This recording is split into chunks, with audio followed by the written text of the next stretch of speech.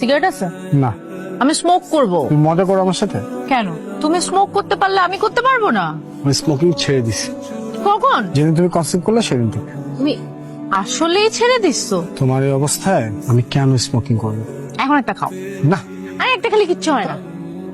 কি করতেছো? রাতে ঘুমের মধ্যে যেন মাসেল ক্যান্ট না করে সেই জন্য সরিষার তেল মাখতে হয়। ফালতু কথা এগুলো। সব জেনুইন নাকি? এই জেনুইন হোক আর না হোক করতে সমস্যা কি?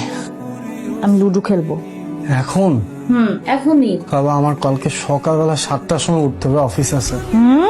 আচ্ছা আচ্ছা নিয়ে আসছি, হাইপার হলো না স্যার, আমি পারবো না স্যার, বিশ্বাস করে আমি সত্যি পারবো না। মানে আমি জানি আমার জন্য এই ট্রিপটা কত বেশি ইম্পর্টেন্ট, চিটাগং তো ঢাকা থেকে খুব বেশি দূরও না স্যার, তারপরও আমি পারবো না sir. Oh, come on, Shiha. তুমি এখন ভাব করছো যেন তোমার ওয়াইফ না, তুমি প্রেগনেন্ট। কানাডা থেকে জিএম আসছে, আমি তোমার ভালোর জন্যই বলছি। এই একটা প্রমোশন তোমাকে 5 স্টেপস ahead নিয়ে যাবে। কিন্তু স্যার আমার ওয়াইফ তো বাসায় একা থাকবে স্যার। অ্যাজ ইফ আমার ওয়াইফ কখনো প্রেগনেন্ট হয়নি, অ্যাজ ইফ অফিসের কারো ওয়াইফ কখনো প্রেগনেন্ট হয় না। স্যার উইথ ডিউ রেসপেক্ট, আমরা না ছেলেরা মেয়েদের প্রেগনেন্সি গিয়ে সবসময় হালকাভাবেই নেই, কখনো সিরিয়াসলি নেই না। আমরা ছেলেরা ধরে নেই যে মেয়েরা প্রেগনেন্ট হবেই, কিন্তু একটা মেয়ে প্রেগনেন্ট হওয়ার পর তার মুখে, চেহারা, বডিতে যে ছাপটা পড়ে সেটা আমরা কখনো ফিল করি না, তার যে কষ্ট হয় সেটা আমরা কখনো ফিল করি না স্যার। আমি যেতে পারবো না স্যার। আরে তুমি চলে আসছো কেন? আমাকে ডাক দিবে না? এই জন্য এই কয়টা দিন তুমি এত স্ট্রেস ছিলা? আমাকে কিছু বুঝতেও দিতে চাও নাই? মাত্র তো 5 দিন, এই 5 দিনকে আমি একা থাকতে পারতাম না? আমি পারবো না।